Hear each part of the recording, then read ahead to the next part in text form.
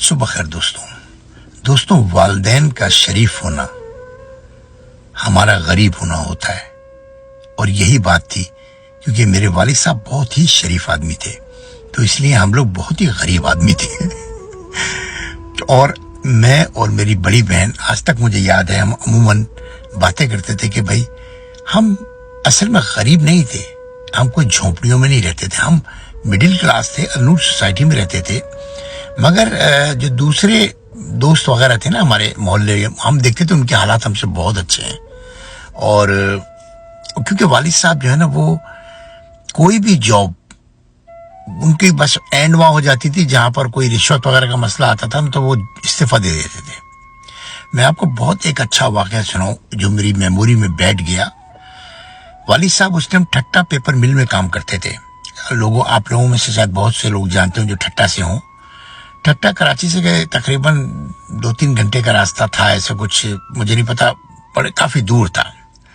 تو میرے والد صاحب ہفتے میں گھر آتے تھے، اور ہفتے میں وہ ایسا ہوتا تھا کہ ہفتے کے دن آتے تھے اور 1 دن یا 2 دن ہمارے ساتھ رہتے تھے، اور پیر کی صبح جو ہے نا 3 بجے والی بس پکڑ کے اور وہ کہیں جاتے تھے، وہاں سے ٹرانزٹ کر کے پھر ٹھٹا جاتے تھے، میرے خیال 3 ہٹی جاتے تھے وہ۔ اچھا، تو ایک دن ایسا ہوا کہ ابا نے مجھے بولا اچھا ابا کا وہاں پہ جو گھر تھا میل کے اندر ہی، ابا کو بہت اچھا جو ہے انہوں نے لگژری گھر دیا ہوا تھا، مگر ابا ہم لوگوں کو موو نہیں کرتے تھے، وہ کہتے تھے بھئی وہاں کچھ بھی نہیں ہے، نہ اسکول ہے نہ کچھ ہے، تو کیسے تعلیم رہے، تو بس یہ کہ میں تکلیف اٹھاؤں گا، میں جاؤں گا ہفتے بھر کام کروں گا اور پھر ہفتے کے دن آ جایا کروں گا، 1 دن یہاں رہا کروں گا، 2 دن، اور اس کے بعد چلا جایا کروں گا۔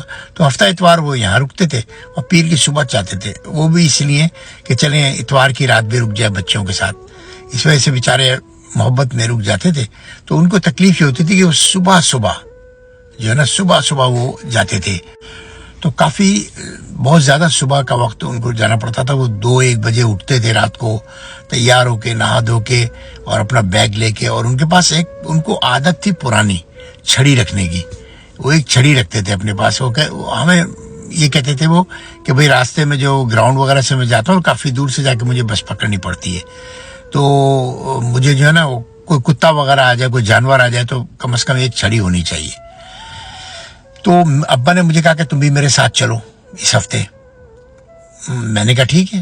اچھا، اس کے 2-3 دن بعد ابا کے کچھ ہالیڈیز آ رہے تھے شاید، تو ابا نے کہا 2-3 دن ہے تم وہاں میرے ساتھ رہنا، میرا آفس وغیرہ دیکھنا، میرا کام دیکھنا، میری فیکٹری دیکھنا۔ تو مجھے بھی بڑا شوق تھا، میں بھی بہت چھوٹا تھا، تو میں نے کہا ٹھیک ہے، میں 2 دن چھٹی کر لوں اور میں چلتا ہوں آپ کے ساتھ۔ میں ان کے ساتھ چلا گیا ابا کے ساتھ۔ تو اس وقت میری عمر 16 سال تھی۔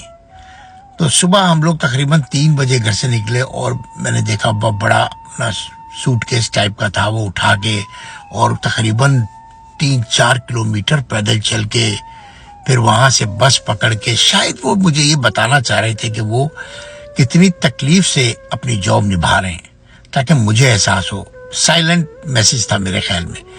تو پھر ہم جو ہے نا وہ 3 ہٹی کے پاس کہیں پہنچے، وہ بیچ میں سے شارٹ کٹ راستے تھے، پتہ نہیں کیا تھا، اور ہم لوگ جو ہے نا بس پکڑ کے 3 ہٹی پہنچے۔ 3 ہٹی سے پھر ہم لوگ جو ہے اس بس میں بیٹھے، وہاں سے ہم لوگ ٹھٹا پہنچ گئے۔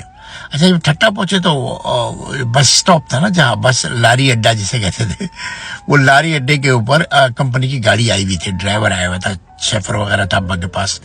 تو وہ گاڑی میں بیٹھ کے اور جو ہے ہم لوگ وہاں گئے۔ تو میں نے ابا سے پوچھا کہ ابا یہ آپ گاڑی جب آپ کے پاس ہے تو آپ اس کو یوز کیوں نہیں کرتے، کراچی تک اس میں کیوں نہیں آتے؟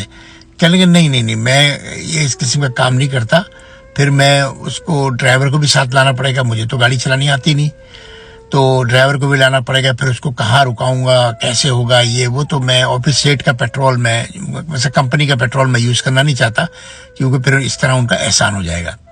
اچھا، ابا جو ٹھٹا پیپر مل میں تھے نا، وہاں پر ایک مینیجر تھے، حاجی صاحب کہتے تھے ان کو، وہ تھے میمن، اور وہ ابا کے ساتھ کئی کمپنیوں میں کام کر چکے تھے، اور وہ جانتے تھے کہ ابا جو ہے بہت ایماندار آدمی ہے، تو اس لیے وہ ابا کو اپنے جہاں کسی بھی کمپنی میں اگر شفٹ ہوتے تھے نا تو ابا کو اپنے ساتھ ضرور شفٹ کر لیتے تھے، یا جو ابا کے پاس جاب واب نہیں ہوتی تو ابا کو وہ جاب دے دیتے تھے۔ اچھا، ابا کی جاب بڑی عالیشان تھی، بڑا اے سی والا روم، اور بڑا اچھا ابا تھے وہاں security officer, chief security officer, تو سارے گیٹ جو تھے نا ان آؤٹ کے وہ ابا کے ہاتھ میں ہوتے تھے.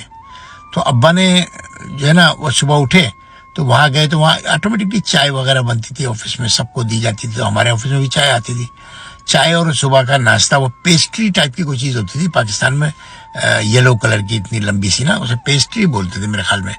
وہ 2-3 پیسٹریاں اور لا کے میرے سامنے رکھی چائے، اور ایک پیسٹری اور جو ہے نا چائے ابا کے سامنے رکھی. پھر ابا کیا کرتے تھے، صبح آتے تھے آفس سے پہلے اخبار پڑھتے تھے. میں نے جو ان کا روٹین دیکھا، اخبار پڑھ کے پھر وہ بیٹھتے تو ٹرک آنے اور جانے شروع ہو جاتے تھے. صبح جیسے ابا آتے تھے 7-7:30 بجے تو ٹرک بھی میرے خیال 8 بجے سے کھل جاتے تھے.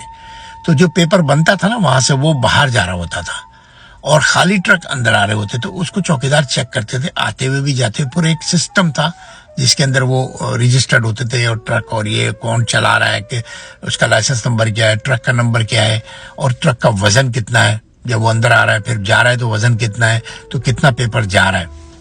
تو کافی دیر سے ہم بیٹھے ہوئے تھے.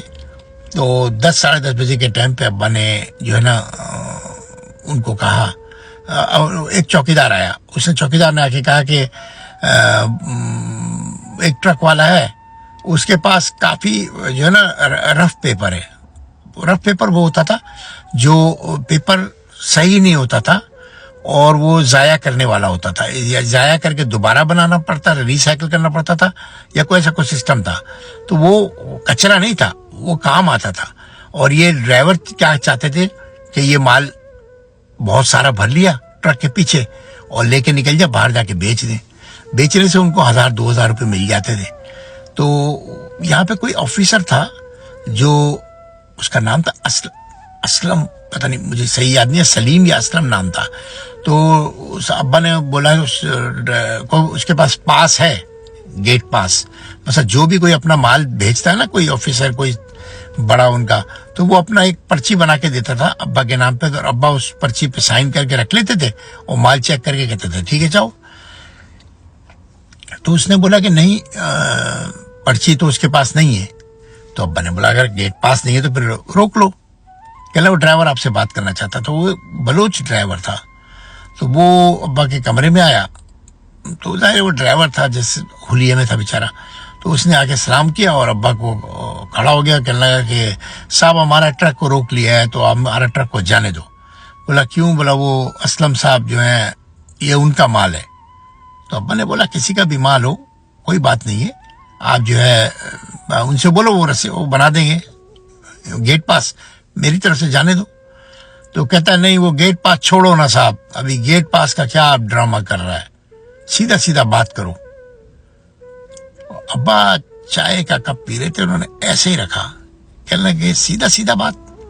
کیا سیدھا سیدھا بات کریں؟ بولے بولو نا کیا چاہیے آپ کو، کتنا چاہیے؟